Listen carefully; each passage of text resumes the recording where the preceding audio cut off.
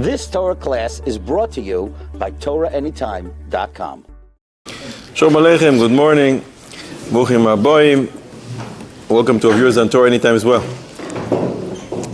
want to dedicate the shir for the Hatzlacha, Ben Zion, Ben Dosa, him and his family should see open and revealed Tziyah D'Shmaya.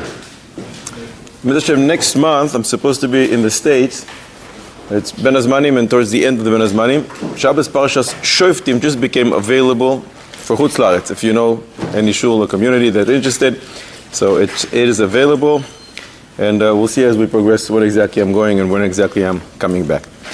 So we're going to speak about Parshas Pinchas, the 3 weeks, in Yana de Yoima. Lachen emor, Hineni noisen lo es brisi sholoi. Pinchas gets rewarded, and the Medrash says, Bedinu, ra'ui hu litol schoroi. It's only right that he'll get his reward. And other people don't get their reward? What does it mean? Other people who do mitzvahs and do the right thing, for them. But Pinchas, Bedinu, it's appropriate for him to be rewarded. More than that. Kiddushin Lametes Amud Beis, Chazal teach us, Sachar behai alma, leika. You do a mitzvah in this world, don't expect to be rewarded because you won't. You're rewarded in the next world, not here. So why here HaKadosh Baruch Hu rewards Pinchas forever in this world? Schar kehuna soila, mizakoyen, his descendants will be kohanim, bris shalom. But schar mitzvah behai alma leika, there is no reward for the mitzvahs that we do here in this world. It's only in the next. So why is he rewarded here? You get some reward to do more mitzvahs here. You get facilitated to do. That's to facilitate more mitzvah. Right.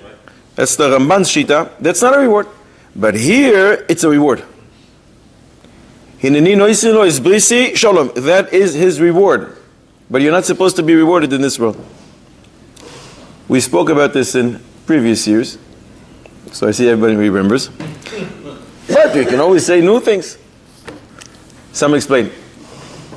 HaKadosh Baruch Hu is mekayim all the mitzvahs of the Torah. Chazal in many places say HaKadosh Baruch Hu is mekayim his own Torah. So that's the case. It's very strange. Why is this so that you don't get rewarded in this world? It's baltalin. You must pay your worker on the day that he finishes work. Can't push it off. So why isn't the HaKadosh Baruch Hu paying us now, here? The answer is in Choshen Mishpat, Shin Lametes, Seif Zayin, we learn that if the employer hired his workers through a shaliach, not directly, he doesn't have to pay them directly that day. He's not transgressing Baltalin. He doesn't have to pay them that day. You can pay them later. The whole issue is when you yourself go and directly hire the employee. Normally, all mitzvahs, it's as if HaKadosh Baruch Hu hired us through a shaliach. His name is Moshe. Zichru Toras Moshe. HaKadosh Baruch Hu says to Moshe, go tell the people. So he hires us for the job through a shaliach, so HaKadosh Baruch Hu doesn't have to pay us. So it's only right that he pays us in the next world and he's not transgressing anything. But this was different. Pinchas goes to Moshe. The halacha was concealed from Moshe. So he wasn't hired to this job by Moshe. It's as if he's directly hired by HaKadosh Baruch Hu. If he's directly hired by HaKadosh Baruch Hu, then HaKadosh Baruch Hu, the employer, must pay him now, here and now. And therefore, schar mitzvah behai alma leika normally for other people, but for Pinchas, who is if hired directly from Ribbon Shel Olam, he has to be paid here, and HaKadosh Baruch Hu pays him. How is he hired directly? Everything we are hired for, well, the mitzvah is through Moshe. Moshe is the shaliach. But here we went to Moshe. Moshe, what do? I don't know. I don't remember. Nis alma imenu halacha. It was concealed from him. So what do? He turns to HaKadosh Baruch Hu. Okay. So he goes as if he's directly hired by HaKadosh Baruch Hu. So HaKadosh Baruch Hu has to pay him. Imri Esh and others. But the question is, you heard it from Moshe, correct? Not so sure. I don't know if he heard it from Moshe back then and now it was concealed from Moshe. Or it's a halacha Moshe Messinai type of a thing, but it's not that Moshe said it over and Moshe forgot it. It says Nis alma mimeno halacha, not shachecha, not that he forgot the halacha, it was concealed from him. I just heard a message from the Tzal Levinsky. It says, "Hello, L'Maratanu Rabbeinu, Beridin Tucham Mishar Sinai." If it's L'Maratanu Rabbeinu, this has a problem. This vote has a problem. Because then Moshe, however, even that we can still work this out. Because you go back to Moshe and say, Moshe, remember back then you told us No, it doesn't apply here.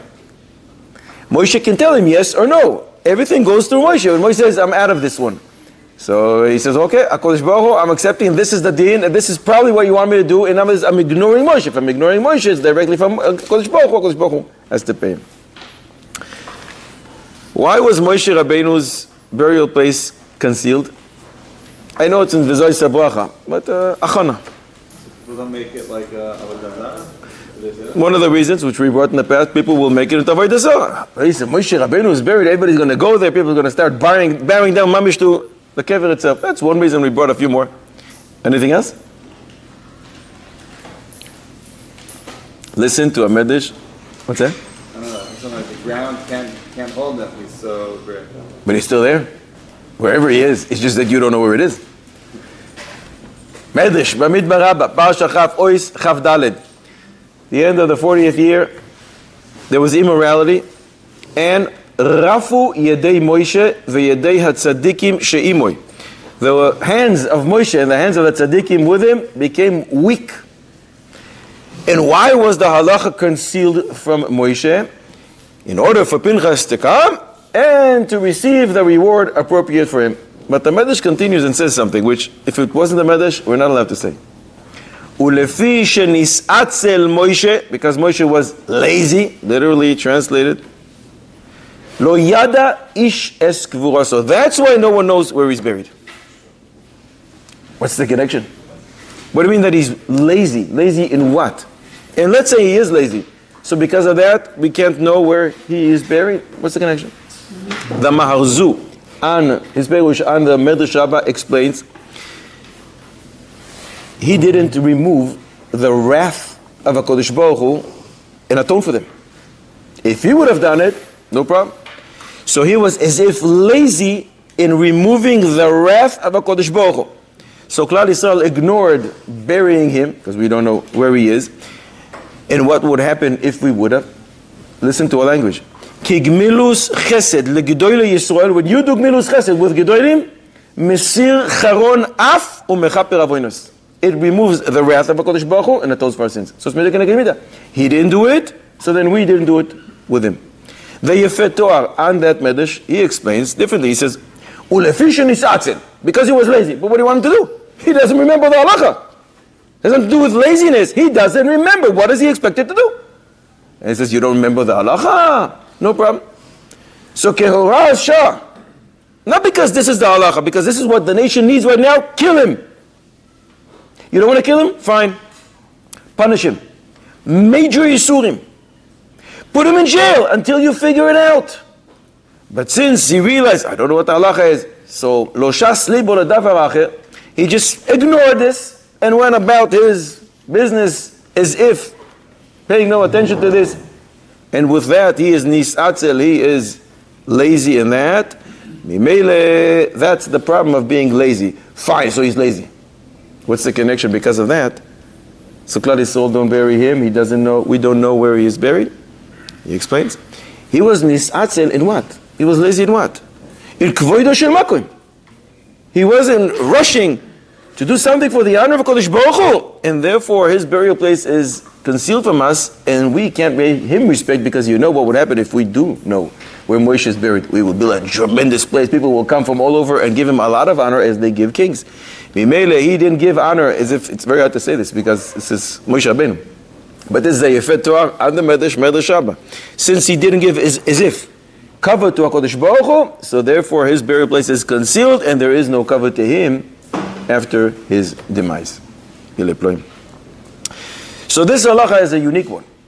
Kanaim poigi boy. If a person sees this type of a thing, if he's a zealot, he goes and he kills the person who's committing the avera. But this is a special halacha because halacha, ve'en moirin ken. It's a halacha, but it's not a halacha that you publicize. When somebody comes to ask you, should I go, should I do it now? Moshe didn't say, yeah, go do it. This is the halacha. You didn't go out all the camp and yell, this is a halacha, a strange type of halacha. And there are other halachas like that. It's not the only one. There's an idea called halacha, ve'en moirin ken. It's a halacha, but you don't publicize it. Which means, not everything which is kosher, you eat. Not everything that you think about, you say. Not everything you say you have to write down. Not everything you write, you print. Not everything which is permitted is something that you go about and you do. Different examples.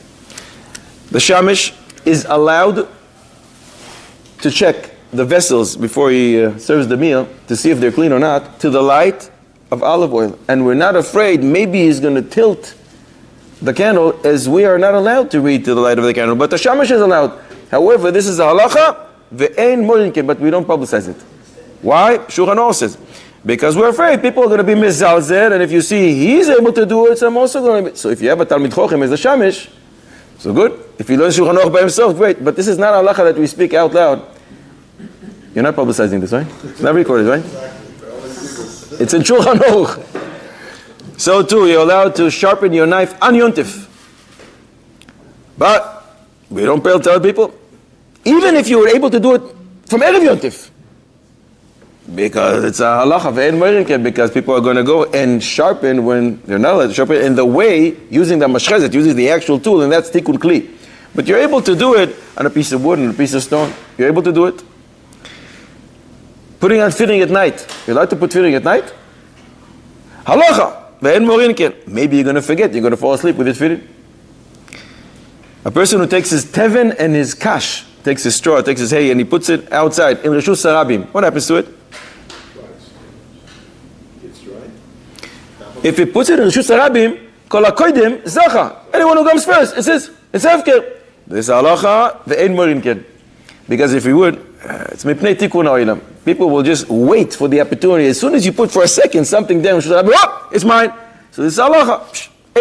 Because people are, we're afraid people are going to stretch it to other areas and it's going to cause gezel. Some say it's only larabim. But when the individual comes to ask you this type of halacha, you can tell them what the halacha is. So some Amoraim would be careful not to do a maiseh if they did it publicly. Unless they have some kind of an excuse that they can change from the truth and tell people why I'm doing this, even though that's not true. For example, they would sharpen the knife on Yontif, where you're allowed to, a piece of wood and a piece of stone. But they're saying to the people who say, oh, you're allowed to do it? No, I'm just trying to, there's oil on it. I just want to clean it. I just want to remove it. Rav Ashi put tefillin at night. But he said to the people who asked him, no, I just want to, I don't have a bag for it. I'm not going to start carrying it, so I just want to guard it. Guarding it on my head. Sometimes even in the Mishnah, Chachamim concealed a halacha, as we learn in Masechet Shabbos. Somebody is walking on Leil Shabbos, and he has some coins with him. So there's another takana that they didn't want to say in the Rabbi. You can walk less than 4 amos. Pause. Now they're less than 4 amos. Less than 4 amos. So you never really carried more than 4 amos. But they were afraid people are going to start stretching this and ultimately are going to start carrying more than 4 amos. So it's a type of halacha they concealed from the Mishnah. A person who wants all his nedarim, all the vows that he says throughout the year, not to apply, can say at the beginning of the year, Rosh Hashanah, everything that I will say will be nullified.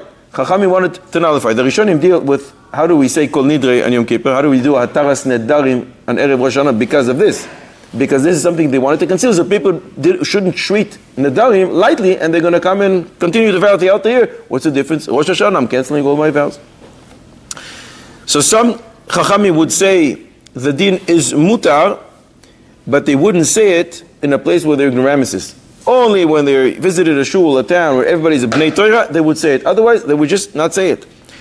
Some, they would tell them, the shear is smaller than the real shear, in order not to come to the shear very close to it, and chas v'sholom, you're actually going to transgress the avera.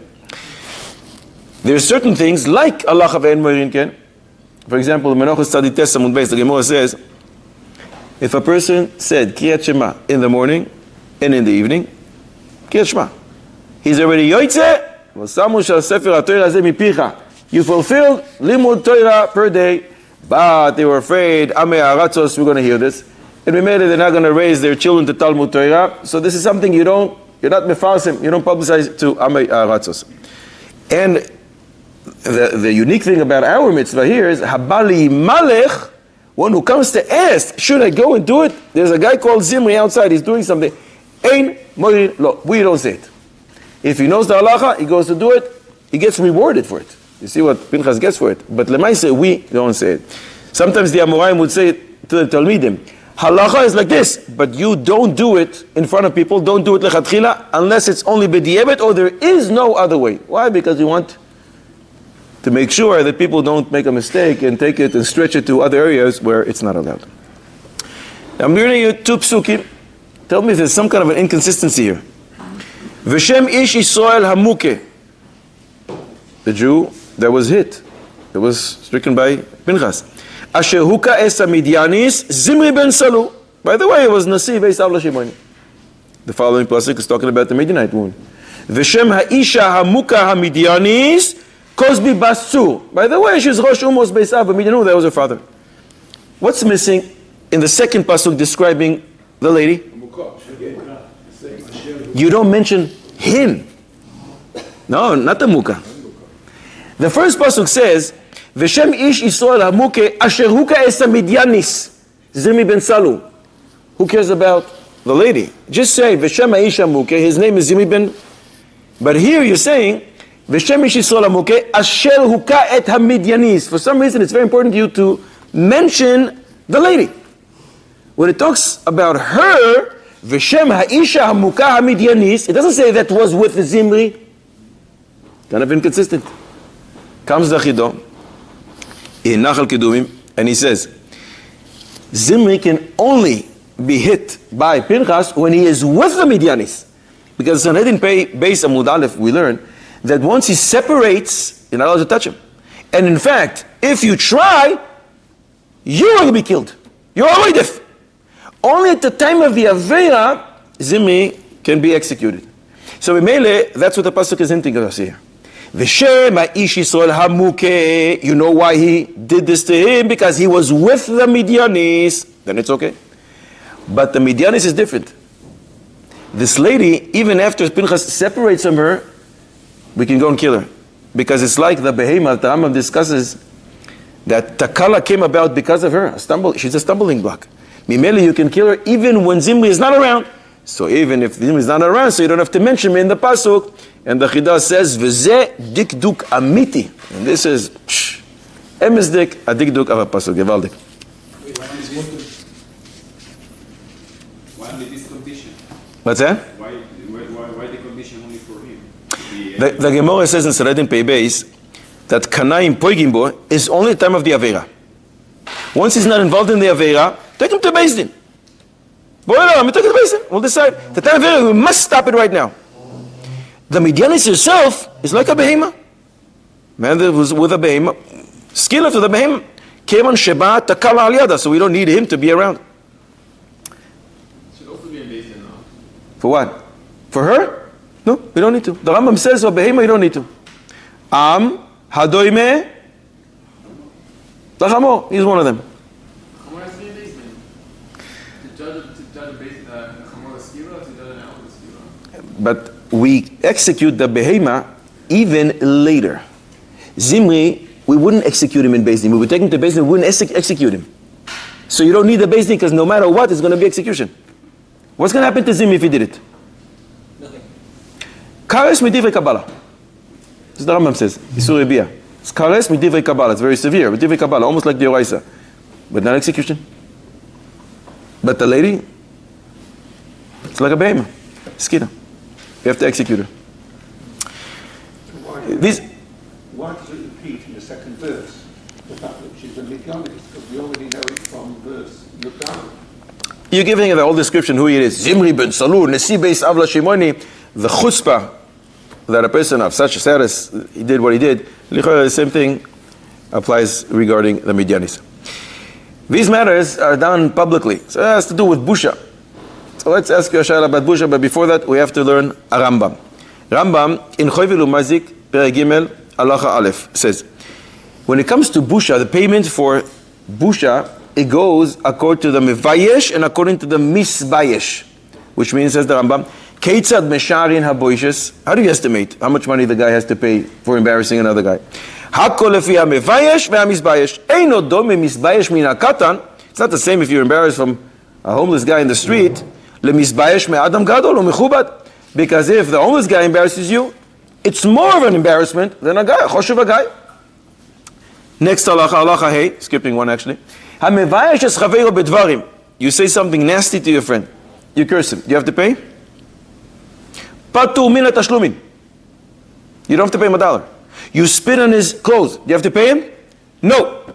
But if you do the same thing to a Talmid Chacham, you have to pay him. How much do you have to pay him? 35 golden dinar. And Kabbalah B'Yadeinu, says the Rambam, that this is collected no matter where. Eretz Yisrael or Chutz La'aretz. And he continues in Halacha Vav and he says, this happened many times in our place in Spain. And some Talmidei Chachamim would be moichel, and it's very appropriate for them. V'nayehu lahem, beautiful. Some sue, some make a compromise. But no matter what the Dayanim say to the person who did this, you know you really should pay him golden dinarim. Continues the Rambam and says, even though the one who's embarrassing another guy is patur min hatashlumin, doesn't have to pay $1, but you should know it's a grave sin. And the only person who would do such a thing, to curse, to embarrass a person, is a person who's a rasha shoite. He's not just a fool, he's not just wicked. He is a foolish wicked, he's a wicked, foolish person. And Chazal say, he adds, that anyone who does this, en lo cherek la'olam haba, doesn't have a share to come. There was a very big Rav, very big, who was invited for Shabbos HaGodol to give a drash in a certain town. They put ads all over, but obviously no picture back then. This guy was very humble, this Rav. So he stayed where all the drivers and all the schleppers stay in a 1.25 star motel. The owner of the place was a very rude guy, he embarrassed him, said nasty, nasty things. The following day, Shabbos, the owner of the motel goes to shul to hear the great Rav's Shabbos HaGodol drasha, and oh, it's him! He feels so bad, I had no idea. Once the Shabbos, he goes over to him and tries to appease him. Please, please, please forgive me, I had no idea. He says, listen, whether I forgive you or not is one thing, but you have to pay 35 golden dinarim. He said, whoa, wait a second, Rabbi, with all due respect, I was also in yeshiva back then. Not that it helped him not to do certain things, but it's not so pashut. True, I embarrassed you, but I had no idea it's you. As far as I'm concerned, I embarrassed a driver, a schlepper, a homeless guy.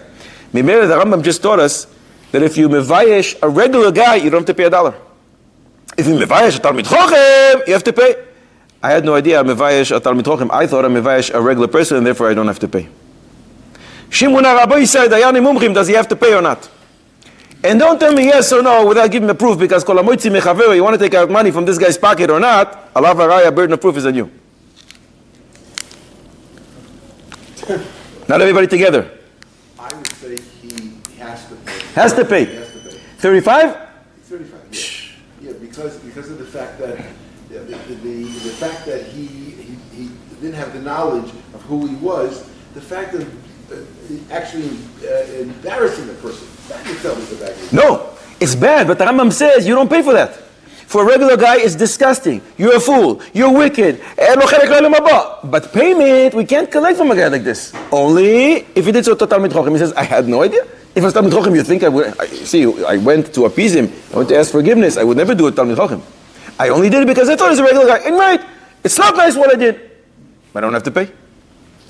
Doesn't have to pay? Lack of his knowledge is not... Lack of his knowledge does not exempt from punishment. Yes. Ignorance is not bliss, though. It's not bliss, but maybe it can save you money. You tried telling, our owner that you didn't realize you had to pay. That's what he's saying. The fact that you don't know something doesn't exempt you from paying. What's a knas, correct? It's a knas, busha. So what's the purpose of a knas? To make sure Leman Yuviyah shouldn't do it again. So he didn't know. So why can't get a knas? But maybe next week he's also not going to know, he's going to do it again. Every time he doesn't realize this guy's Talmid Chochem, he's going to do it again. The knas l'choyer should work. He's still allowed to do it for someone else. Not allowed. You just don't have to pay. Exactly. He has to pay the Talmid Chochem? If we will say the guy has to pay Talmid Chochem, 35 then. Yeah. There is the Mi'bayish in this case, the Talmid Chochem. But he was hiding that he was Talmid Chochem. He went to a quarter-star hotel. Oh, so it's his fault. Maybe you want him to pay. Was he mocha? He did something strange. So you're saying like him, he doesn't have to pay. Doesn't have to pay. So you want Talmid Chacham to only stay in the world of Astoria and to come wearing a badge. I am that Talmid Chacham that you should revere and make sure you don't, because you know it doesn't cost you. That's what you want to do? So Talmid Chacham has to run after kavod. Instead of staying home and learning whatever he learns Friday night by himself, he's not allowed to. He has to give a shiur chabura. How many people? If someone steals something that is not valuable, but inside there was something valuable, then he doesn't have to pay because he didn't know about this. So isn't that a similar case here? So he doesn't have to pay. You want to add something? Anyone else? The Rav said to him, I hear that you went to the yeshiva back then. It's a nice svara. But maybe the day that you learned Babakaba Samech Beis Amud Aleph, you just didn't come to the shiur that day. The Gemara says, if a guy gives a lady a golden dinar, and he said to her, be careful, watch this for me, it's a silver dinar, you know, watch this. For whatever reason, he decided to tell her it's silver, it's not gold. The Gemara says, if she destroys it with her hands, she throws it to the ocean, she takes a plier and destroys it, she burns it, she has to pay the value of a golden dinar. Because he's going to tell her, who gave you permission to do this? What are you, crazy? Why did you destroy it with your hands? And therefore she has to pay the real value, even though she wasn't aware.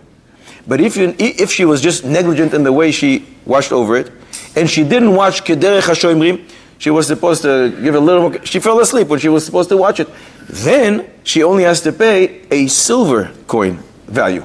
Because she can tell him, listen, I accepted to be a shoimer for a silver coin. I never accepted shmira for a golden coin. So says the Rav to this owner of the hotel, you are like that woman who's watching over a gold dinar and takes it and breaks it and throws it to the ocean. Are you allowed to embarrass anyone? It's not that you're passive. You fell asleep and you didn't watch over on the same level we expect you. You did something that you're not allowed to do. You go and you break the golden dinar, even though you're not aware it's a golden dinar, you have to pay a golden dinar. You embarrass me when you're not supposed to. You have no issues to do this. We're gonna have to. They put ads all over town. I have to be treated like that. Not that I think that I am. But since the world views me as Talmid Chacham, you have to pay 35 golden dinari.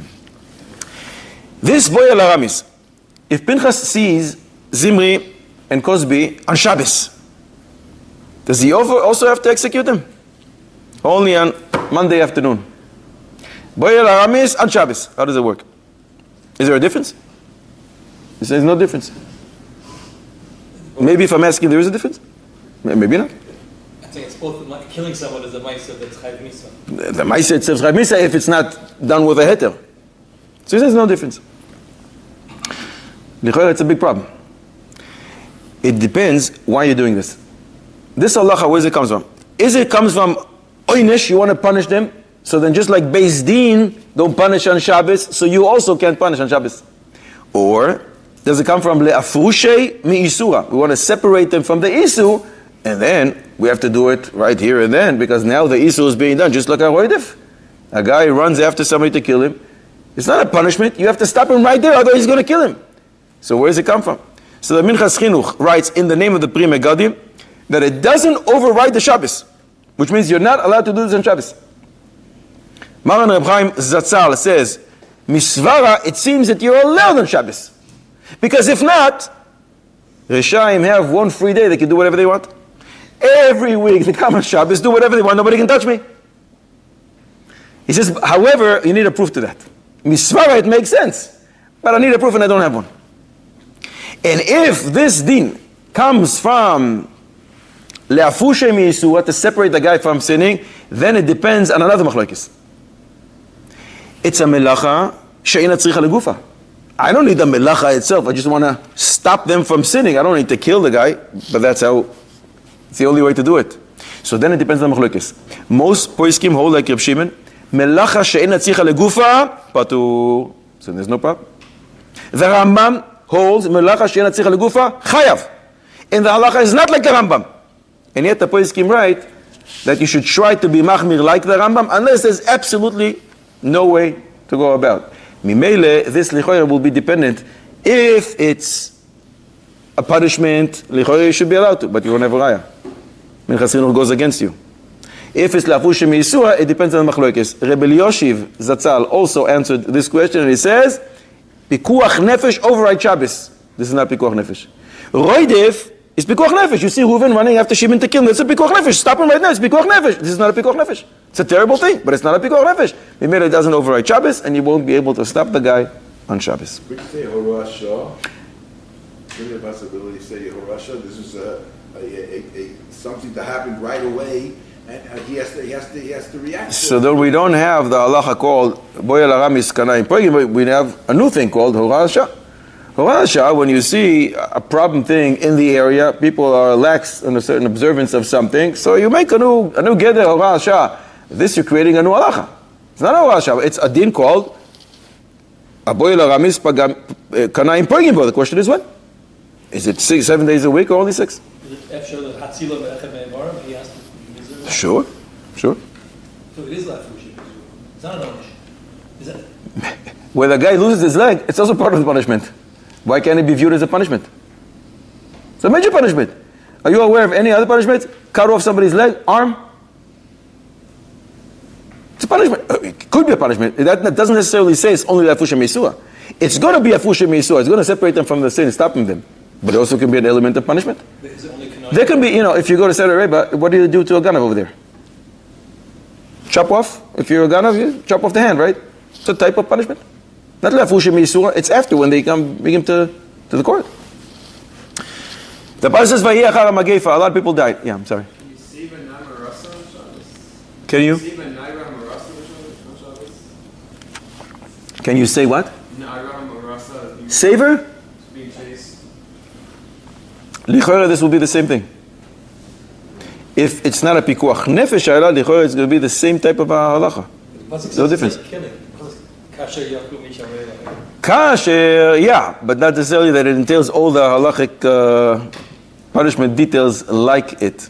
I think it's like this halacha because lemaisef, according to Rebbe Yoshiv, you need a pikuach nefesh, and you don't have a pikuach nefesh. Licheoira, this will apply. The same machloikis will apply. A lot of people died. It gives us a chance to ask the questions about burial. A very common shayla is a guy who lives in Chutz La'aretz, and he asks the following question: my grandparents are buried in Chutz La'aretz, where I live. I have a place that I can buy a plot right next to them, but my heart goes out to be buried in Eretz Yisrael. Eretz Chentas Avois. What's better, to be buried next to one's parents, or to be buried in Eretz Yisrael? Leaving the money issue aside, the guy has the money, or the money is the same. In some places in Chutz La'aretz, it's extremely expensive. So bringing the body here and buying here, it's also expensive. It could be the same. If he has billions of dollars just pouring out of his pockets, or it's the same, I want to know what's better, being buried next to one's family or in Eretz Yisrael. You're saying Eretz Yisrael, why? Eretz Yisrael, because all of the Mason are going to be, coming to. So he's going to come 5 minutes late. 5 minutes. Rolling 5 minutes late. What's the advantage of being buried with one's family? Oh, is there an advantage to be buried next to one's family, which we spoke about a few weeks ago? What's that? Say again? You're saying why increase the tuma here? First of all, there's no tuma here, it's all pure here. Chazal decreed tuma on Eretz Sa'ami. Once you leave the borders of Eretz Yisrael, tuma. So you're saying the guy is tameh. He's also a dead person now. There's a lot of tuma. You want to bring a tuma to Eretz Yisrael? Shh. You're saying like a Yerushalmi. Yerushalmi says about the people who come to be buried here, why do you want to bring tuma? You're metameh the land. We pass on like a Yerushalmi? The Gemara at the end of Ksubi says, a person who comes to be buried in Eretz Yisrael, it's a mizbeach kapara. It atones for all his sins. So the Gemara says, oh, there's no problem. So I don't have to live in Eretz Yisrael. I'll live in Chutz La'aretz and I'll ask to be buried there. So the Gemara says, not the same.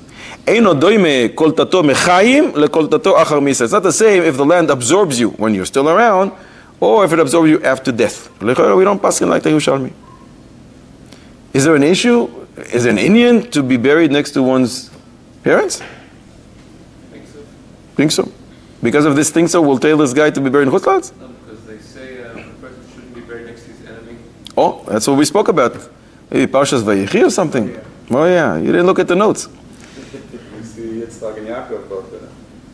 Yeah, but that doesn't really work for us because it's in Eretz Yisrael anyways. It's two for the price of one they got. Baruch Hashem, for the first one was buried there. So We see the importance of being buried with family. we sing The what? importance of being buried with family, you know? Yes, we do. But can you bring a raya when it's in Eretz Yisrael? Shulchan Aruch Yehuda Shin Samich Gimel Seif Aleph, the Mechaber says you're not allowed to move a person from his grave, unless one of two: either to bury him bekivrei avoisav, so important that you can actually take a person out of his grave. Why? She'arev la'adam she'yenach etzel avoisav. A person has menuchas hanefesh. He has pleasure. He enjoys the fact that he's buried with his parents. And the second reason, to take him to Eretz Yisrael. Fine. So, which one has more weight? How do we look at this?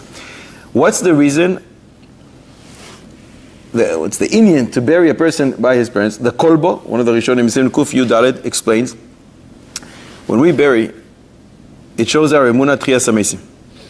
If we would have buried him like a behemoth, just throw him in, lock it up, and leave, people will say, oh, just like the behemoth doesn't have a continuation, so do people. But the fact that we bury a person with tachichim, dress him up, and we put him by his family, so in Trias HaMesim they will all rise together, it's mechazek the emunah and Trias HaMesim. So to fulfill this emunah, the Torah says that the avos were so makpid, v'shachavti im avoisai, I want to be buried with my parents. That's the reason. Yaakov says, take me back, I want to be buried with my parents. What's the difference? Be buried here in Mitzrayim? No, it's very important to me. It's mechazek the emunah Trias HaMesim. It comes out that being buried by the avos, by the parents, is more of an Indian for the people who are alive, not for the person who died. Also, he explains the kolbo, the reason to be buried in Eretz Yisrael. The passage says, Esalech lifnei Hashem be'artzo sachaim. In other words, immediately, Trias HaMesim, I will rise, artzo sachaim. So again, this comes to be mechazek, the emunah, and Trias HaMesim. The Levush writes another reason why it's important to be buried in Kivrei Avos. It's a schus for the person. What's the schus? What is it a schus to be buried next to him and not next to somebody else? Maybe we can understand it based on Gemara, but Metzia Pei Amud Aleph. The Gemara says, after Rabbi Lazar, the son of Rabbi Shimon Bar Yochai, died, so they took him to be buried next to his father. There was a snake around the place, not allowing anyone to come in. So he told him, open up, let the son come into his father. And the snake opened its mouth and said, okay, fine. He allowed him to come in. When Rabbi Yossi died, the son of Rabbi Lazar ben Rabbi Shimon Bar Yochai, they did the same. They brought him into that cave to be buried with his father, and the snake is there. Nope. No! He said, open up! Let the son be buried by his father. No. You see that he didn't have the schus to be buried next to his father. It's a schus that Rabbi Lazar had, and not Rabbi Shimon. But I'm not sure we can actually bring a raya from here. Maybe it's a special schus, but your name is Rabbi Shimon Bar Yochai, to be buried next to you. It's a special schus. Maybe it doesn't apply to every father. But what's that? Moshe Rabbeinu, we said before, we have some reasons why he is concealed and we can't know. If we know, so his sons also know. So Memele v'lo yad ha'ish et kvurasoi will not apply. The Pasuk says no one can know. No one. That includes his kids. The Levush writes, what's the schus of being buried in Eretz Yisrael? Because that is a mizbeach kapara. The Pasuk says v'chiper admasoi amoy. The Shach over there explains Shin Samach Gimel. The Adama here atones for one's sins as if you're under the mizbeach. Comes out that to be buried in Eretz Yisrael l'chora is much greater than to be buried with one's parents. Buried with one's parents is more of an inyan to those who remain, those who are alive. They will see that he's buried there. Oh, it's mechazek the emunah and Trias HaMesim, and maybe it's covered for him. But being buried in Eretz Yisrael is a kapara, and that l'chora is more important. And we should bring a raya from Yaakov Avinu, even though we wanted to reject that. Yaakov Avinu, because of what the Amik Davar says. Look into a beautiful diuk that Amik Davar makes. Yaakov Avinu actually said 4 reasons in very short psukim that we would never break it up to understand, oh, this is 4 reasons why I want to go back and be buried over there. First of all, he says, B'me'ara, I want to be buried, Asher b'sdei ha'machpelah. Says the Amek Davar, he's telling you here about the sgula of that place. In other words, the more chashuv and the more spiritual sgula to the place, the better off it is, and therefore Eretz Yisrael is better than all other places in the world. Asher kana Avraham. So he says this teaches us that it's better for a person to be buried in a place that he bought, not that a place that people throw him in. It has to be acquired by him, as the Gemara in Barabas Kuf Yud Beis says, that a tzaddik is happy when he is buried in a place that he bought. Shama Kavru, Yaakov Avinu continues to talk. What does it mean, Shama Kavru? That's where all my parents, that's my father is, my grandfather is, and Noach lo lahadam. Person finds it pleasurable to be buried with his forefathers. V'shama kavarti es Leah. What's the idea here? It's nachasuach to the dead person to be with those people who served him in his lifetime. As we see by Rebbe in Ksubis Kuf Gimel, who said, those who served me when I was around will serve me after I am gone. So, lichoira, what Yaakov Avinu says, it's chashuv kodim. The first thing he mentions in the pasuk is the most important one. And what's the first thing he mentions? There's 4 things. Kever in Eretz Yisrael, kever which is his, that he purchased, kivrei avois, and close to his wife. The first thing he mentions is kever Eretz Yisrael. It seems that that's the most important one. And if all else is equal, if it's not, and we're going into a money chara here, you should all guess, a Talmid Chochem, what's the right thing to do? But if all else is equal, it's the same money. If the guy has a ton of money, so Lichora Eretz Yisrael will be better.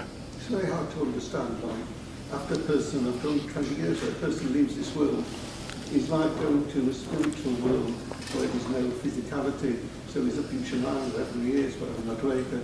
So the place where the body, which is... But the neshamos hover over their grave. For 12 months, right? Why do people go to visit cemeteries after 12 months? 25 years later. Why? Some part of the neshama is there. Some part, much less than the first 12 months. But it's not there on certain days.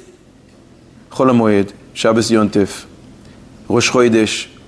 So it's not there, not shach to go. Which means other days, they are there. Some form, some a shtickle. Don't know exactly how much of what exactly, but part of the neshama is there. It's pleasurable to a person, and that's why we quoted back then the halacha that you're not allowed to bury a person next to his enemy. Maybe Yaakov was making a hint. A little louder. Maybe Yaakov was making a hint to say Shama a few times. Maybe Moshe Rabbeinu is very Shama is Shin Mem Hey, that's Moshe, 345, and it's the same letters. The only problem is Moshe is not buried there. But in Parsha Vayechi, I think 2 or 3 years ago, we discussed it that Sefer HaKaneh, Sefer HaBahir, I'm sorry, which is Rabbi Nechunya ben HaKaneh, and Sefer HaTmuna, also attributed to Rabbi Shmuel Kohen Gadol, say that Moshe Rabbeinu is buried in Maras HaMachpelah. Moshe and Tzipora. But he said, how is that possible? Impossible! The Medrash says, Dazer, no one else will be buried other than those 4 couples. It's called Maras HaMachpelah, it's double. Ekiyas Arba, because there's only 4 couples. So we brought all kinds of, the Chidah brings all kinds of excuse, terutzim, how is it possible? And one of them is that there's a tunnel going all the way from his kever, where we don't know where it is, all the way to Maras HaMachpelah, and it's considered as if he's buried in Maras HaMachpelah.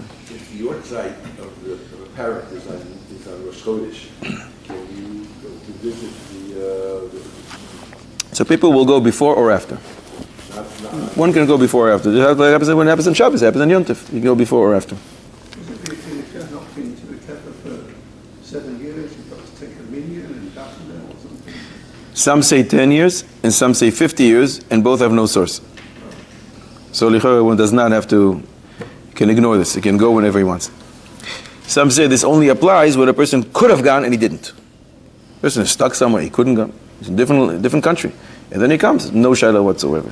But some say it's 10 years, and some say it's 50 years.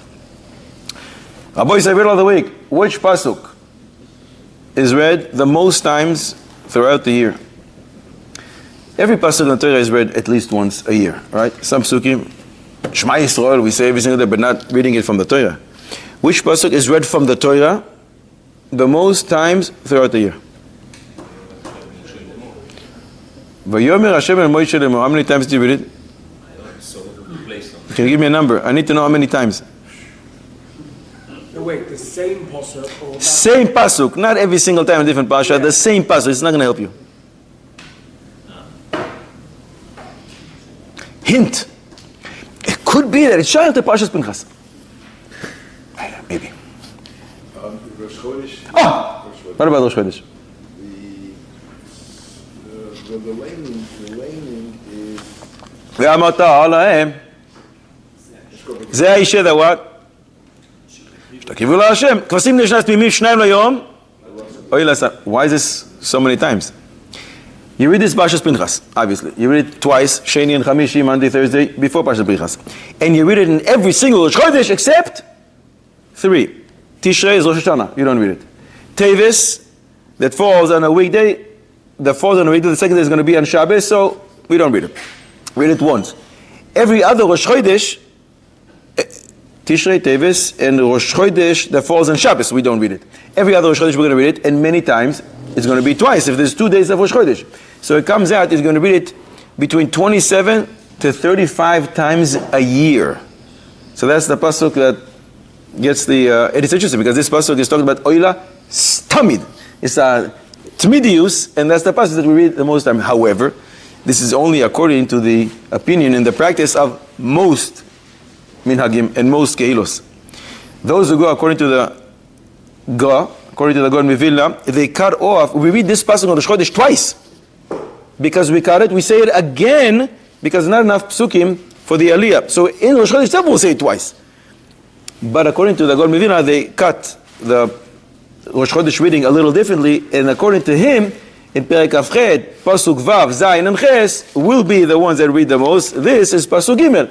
3 psukim later because the God Mivilna cuts it a little differently. How many times was it? Between 27 to 35. Chazal say that Pinchas is actually Eliyahu. So we can speak about Eliyahu. Eliyahu, Anovi, has 3 jobs that he has to do when he comes back. What is he going to do? First of all, Lazos Shalom.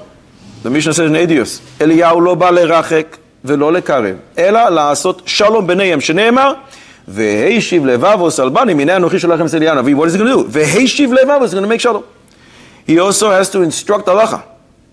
Gemara, in Bechoros daf Chav Daled, Ad yavo veyoyre tzedek lachem. Rashi over there says, Ad sheyavo Eliyahu veyoyre imutar or asur. So one of his job descriptions is, you got to tell us what the halacha is. The third thing, in Eruvin Mem Gimel, to announce, Mashiach is coming. Bevaser vegeula. The pasuk says, Hinei anochi sholech lachem es Eliyahu lifnei bo yom Hashem. And Rashi over there says in Eruvin Mem Gimel, lifnei Bias ben David yavo Eliyahu levaser. So he has to make peace. He has to instruct us halacha, teach us Torah, and he has to announce the geula. What does it say though? What does it say this in scripture? Like Amida Delor means everything is somewhere. Comes the time of the car and says it's a pasuk in Ishaya. Ishaya nun beis pasuk zayin. The pasuk says, "Man navu ale harim raglei mevaser mashmiya shalom." Oh, it's Eliyahu Navi. He's going to make peace between all of us. Mevaser toiv. What's toiv? Brachos dafei en tov el Torah. Shene'emar ki lekach toiv nasati lachem. משמיע ישוע, מה זה משמיע ישוע? אומר לציון, מלך אלוקייך. מילא, אז משמיע ישוע is going to משמיע the גאולה עם איזה שם בקרוב.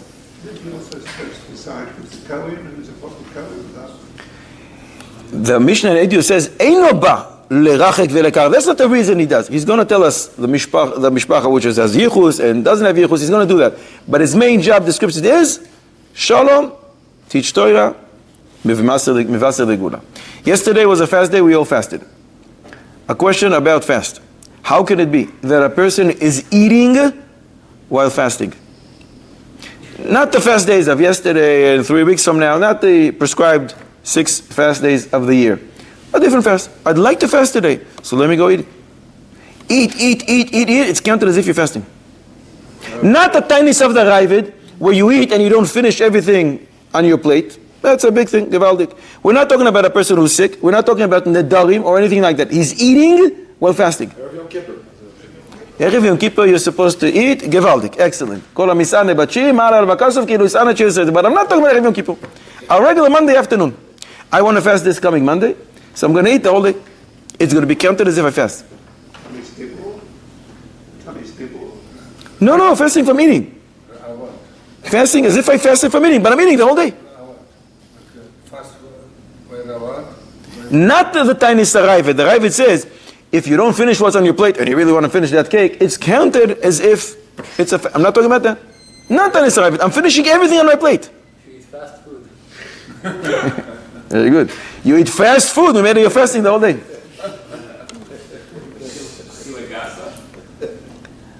Achila gasa lav shmei achila. It's not eating. I'm saying eating. Eating, enjoying the food. Not eating like a mishigane, achila gasa. It's not eating. Eating. It's not eating. A whole meal. Several times a day. Yo, you fasted today. No, it's instead of fasting. Nobody counts it as fasting. You did something greater. Shtatek b'siyum. And even better if you do yourself do the siyum. But it's not fasting. It's instead. You can fast or you can do a siyum. Participate in the siyum. What about Pidyon Ben? That's Rav Yosef Chaim Sonnenfeld.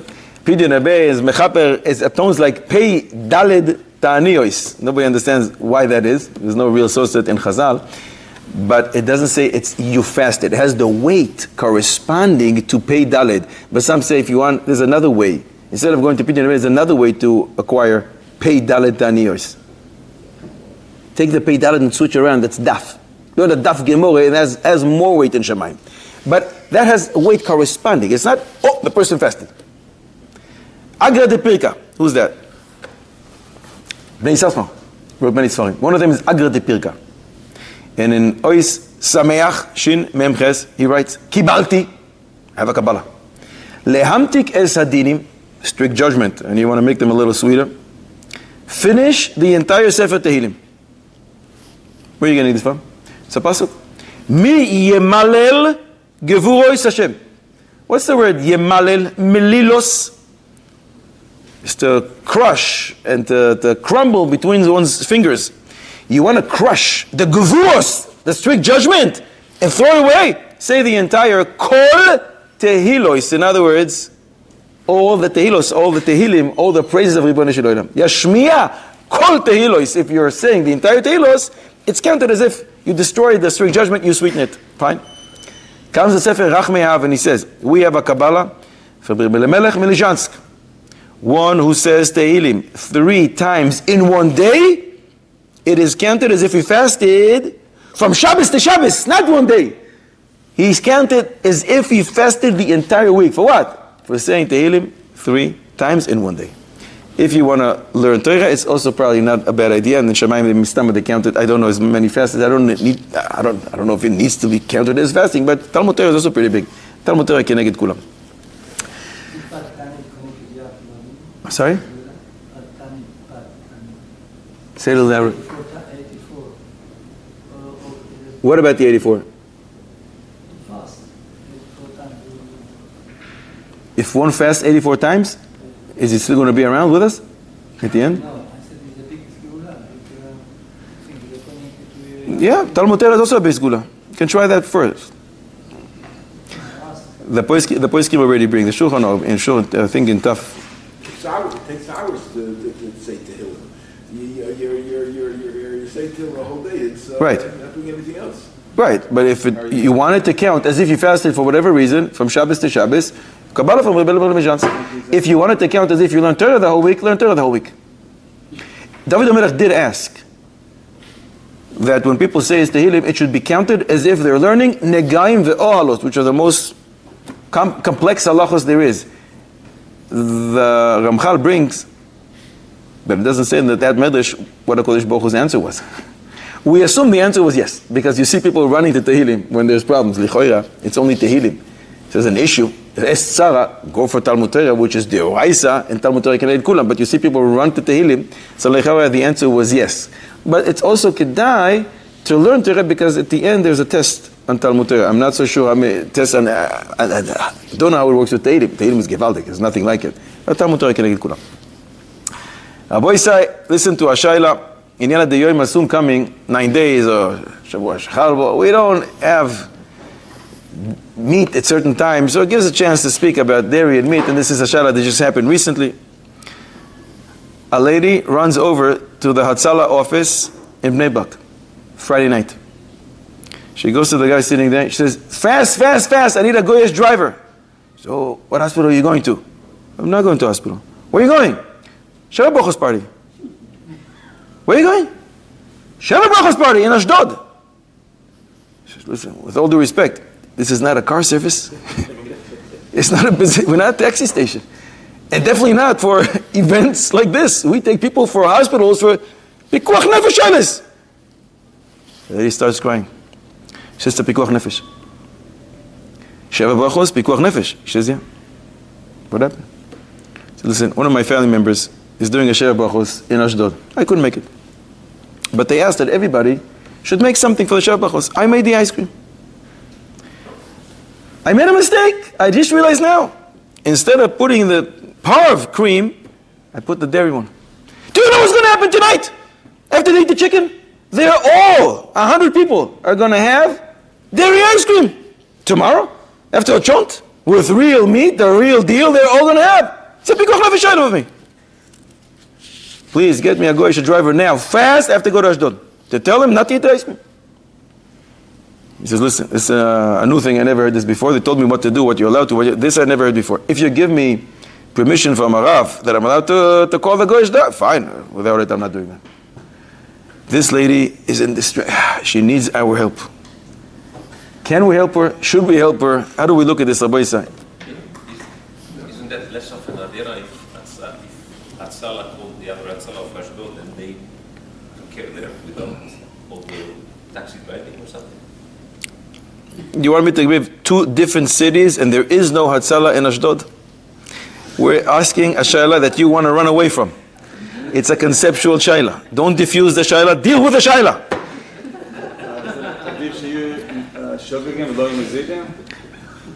How does that work? What does Safakala says? Don't tell him! Milk after meat, not in the same meal. Who cares? They won't even know about it. And this woman is going to do milk. So this will remain a secret between me and the guy sitting behind the counter. We'll never say to anyone. We'll shake our hands. Don't shake with her. She's a woman. We'll sign the contract. Motzi Shabbos. Don't tell him. Electric car or petrol? I think so. In this case, Electric or petrol? Electric is easier. But it's still outside the tchum. It's not the device, Shaila. I understand the device of prohibition is to have milk and meat mixed together. True. Right, so what you're doing is the least... He says, so don't tell him, who cares? It's a token separation. Whereas on the other hand, the travelling to Ashdod is... But this, again, you're trying to diffuse the question with not telling them. It's a problem. Because some of her family are there, they're going to find out. You're taking Al Cheshbon Hatzalah's time. You're taking them to some... They have 25 ambulances, Baruch Hashem, is no issue. And some of her family are there, they will know. If they know, everybody knows. She couldn't make it. You're allowed to or not? Abba said, don't be afraid. No, of course not. Let's see. Shulchan Aruch Orach Chaim, the Rema in Siman Reish Ayin Vav, Seif Beis, writes in the name of the Itu, one of the Rishonim, you're allowed to tell a goy to do a melacha deoraisa b'makom mitzvah. And the Rema concludes over there, says, you should be machmir. Because most poskim hold that you can't. The Itu maintains that you can say to a goy, not only do a melacha derabbanon for me, deoraisa, for the sake of a mitzvah. But most poskim don't like it. So the Rama says, it should be machmir. The Mishnah Berurah over there in Sif Cotton Hay writes, however, you're allowed to tell the goy to fix the eruv that got torn on Shabbos in melachos deoraisa, like boine, like tying a knot in an eruv that was torn. You're trying to do this in order to save many from the stumbling block of carrying on Shabbos. It seems from the Mishnah Berurah that you even be allowed to do this in a karmelis, which is not a rashus harabim deoraisa, but we almost don't have rashus harabim deoraisa. You'll be allowed to say to a goy to do this, which is a melacha deoraisa, only for karmelis. Lichoira, based on that, a whole family, 100 people that ate meat, that ate dairy within 6 hours after eating meat, lichoira, you should be allowed to send a goy.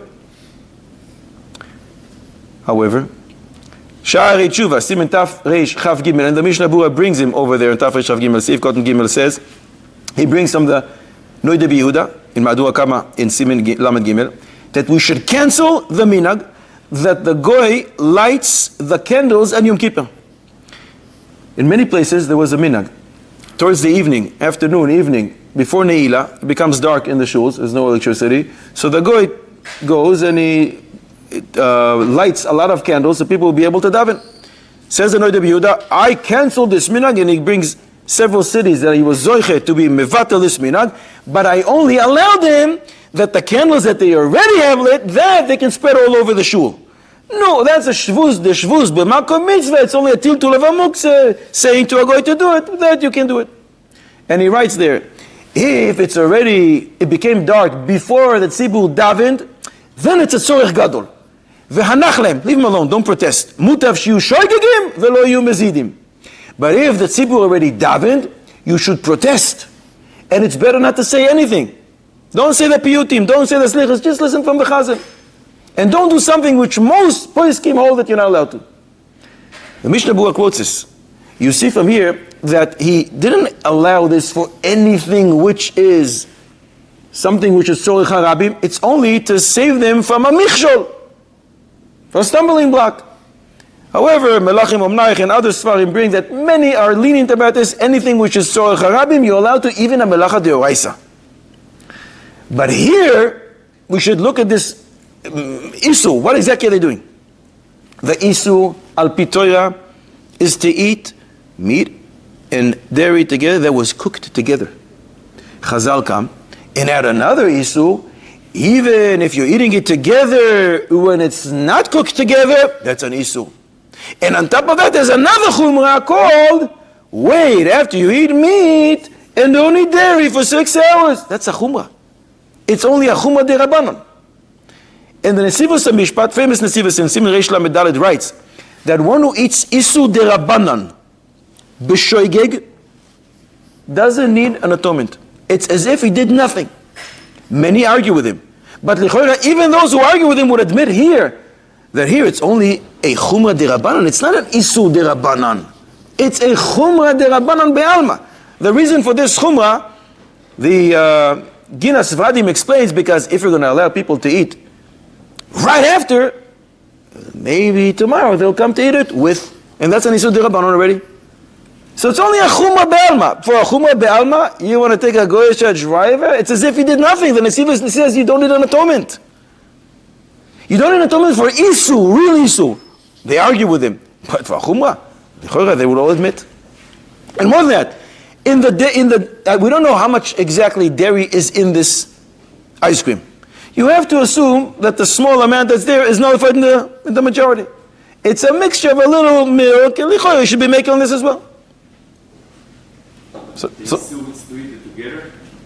the isu dioraisa is only when they were cooked together. Then don't eat it.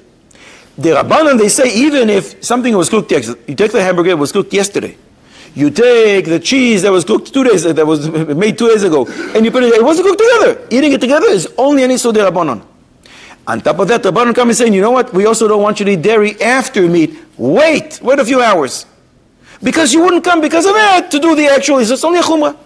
So for a chumrah, you want to allow a driver to go? However, we're ignoring something here. Many people suffer from milk allergies. And I think, I don't know when, half a year ago maybe, we discussed this poor girl who went in Rosh Pina. Went to a restaurant and ate dairy ice cream, thinking it was parv, it was an afleishik restaurant. She died. It's very rare, but she died. There is such a thing.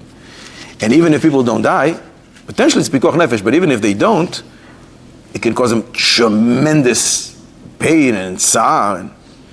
So you can say about how many people will be there with this, or who knows. Some people are so careful that because they know the severity of their allergy, they won't even eat a parv ice cream. So what's your problem? The people who are really, really afraid don't even touch parv ice cream.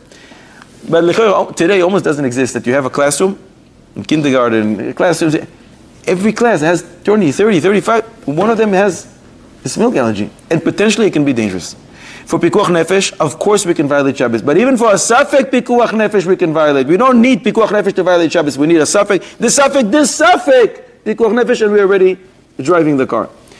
So lechoira, because of these combinations, it's called tzirufim, we should be matir the goyish driver to drive. What are the combinations? Maybe there's people who have milk allergy. It'd be tremendous tsar to the people, because people don't understand that it's only a chumra be'alma, and they view it as the isur itself, the isur deoraisa. People have tremendous tsar knowing we all stumbled in a sheva brachos, sacred festive party, in eating meat and milk together, isur deoraisa. They're wrong, but they will all have tremendous tsar. The embarrassment to this woman, when they're all going to find out, a relative caused them to stumble, and the best thing to do is to tell the goy, to tell another goy to drive. Then you're reducing it to a shvus de shvus b'makom mitzvah, and the Mishnah Berurah brings in Shin Zayin that b'makom hefsed gadol, we should rely on those who are makel. So lemaise, we can send the goyish driver. The best thing to do is to say it to another goy, say it to another goy. L'chora, that's the best way to deal with this. Last thing, what's the klal in the end? Like, what's the, if we copy it to other situations? The klal is that in Hilchos Shabbos, ask the rabbi. Because to be medame milsa lemilsa, to start comparing, this was yesterday, we started with the sasol. Not so pashut. Hilchos Shabbos, oof. Last thing we'll finish is a riddle. So this is sending the driver only. She's not coming. Yeah, we don't need her. Send the driver to tell them, I have a message from Nebak. Don't eat the ice cream. Yontif that falls on Shabbos. Do we celebrate the Yontif on Shabbos or we push it off to Sunday? On Shabbos. Is there an exception? Yontif Nidcha, you ever heard such thing? Yom Tov. Any exceptions to the rule? I don't understand the question. When a Yontif happens to fall on Shabbos, when Sukkot falls on Shabbos, do you celebrate Sukkot on Shabbos or you push it off to Sunday? Any exceptions? No. No exceptions. At this point, I'm still not trying to trick you. There's no exceptions. One of the principles of our faith is Zoi Satoira lo tehe muchlefes. It will not change. And yet, what Yontif in the future will be nidche. If it falls on Shabbos, we'll push it off to Sunday. Purim?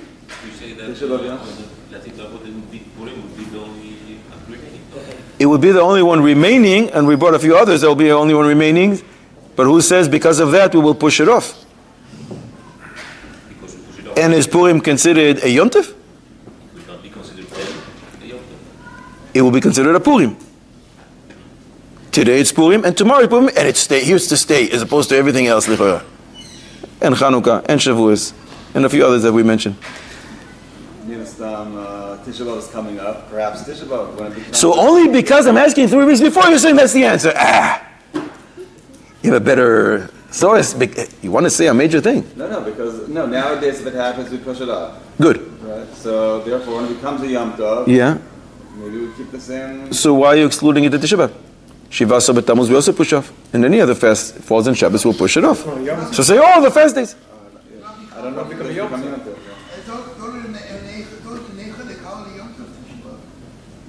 Sure. Kara alai moyed. But the Navi Zechariah says, Tzom HaRevi'i Tzom HaChamishi, Tzom HaShvi'i Tzom HaAsir, Yul Beis Yisrael, L'Sarsul, L'Simcha, L'Moedim Tovim. Yamim Tovim. All of them are going to become Yamim Tovim. So Navi Zechariah. It's counted as a moyed. If it really was a moyed, you wouldn't drive on Tisha B'Av, and you do. You turn on light. Comes the Sam Sofer with a mind-boggling Chiddush. In the Haftarah of Parashas Dvarim. In Sam Sofer of the Torah, Torah's Moshe. And he says, in Shulchan Aruch or Chaim, Tav Kuf Nun Tes Seif Dalet, we learn that on Tisha B'Av we don't say Tachanun and we don't do Nefilas Apayim. Even when Tisha B'Av is pushed off to Sunday. Asks the Chassam Sofer, why is it? I understand why you don't say Tisha B'Av, you don't say Tachanun on Tisha B'Av because it's a Moyed. Which means Tet Be'av, the 9th of Av, is a Moyed. But that was yesterday, that was Shabbos. When we push it off to Sunday, today is the 10th of Av, it's Yud Av. Why don't you say Tachanun on Tisha B'Av that is on Yud Av, it's a Nidche? You should be able to say Tachanun. Says Chassam Sofer, you see from here, it must be that it doesn't go because of the day. It's not about the date. It's about the tzom. The tainis causes it to be called Tisha B'Av and a moyed, even though it's not on the 9th of Av.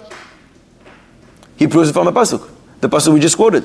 Tzom HaRevi'i v'tzom HaChamishi v'tzom HaShvi'i v'tzom HaAsiri yeh lebeis Yehuda lesasun lesimcha uleyamim tovim. Why doesn't the Navi say Tzom Yud Zayin Betamuz? Tzom Tes Be'av. The Navi says Tzom HaRevi'i. The tzom that falls on the 4th month, which means it's the day, the fast that causes this to be called a moyed. So since today, when we don't have yet Beis Hamikdash Tisha B'Av, when it pushed off to Sunday, the tzom makes it a yontif on that Sunday, on the 10th of Av, the same thing will apply. Bekorov Beyamin, when Beis Hamikdash comes. When it will fall on a Shabbos, it's Tet B'Av. But since the tzom is goyim, and it used to be a tzom on Sunday, so the Sunday becomes the yontif, and similarly Tisha B'Av will be pushed off. I don't understand, according to him, why he himself is not saying the same thing regarding Shiva Asar Betamuz, regarding Tzom Gedalia, regarding Asar Betevis. Lichoyer would apply, but he says it only about Tisha B'Av. It's a tremendous chidush, and about that, I think this morning we all davened, and we said, Nizke v'nichye v'nire bekorov b'yameinu omen ve'omen. Good Shabbos, Rabbi Yisai. You've just experienced another Torah class brought to you by TorahAnytime.com.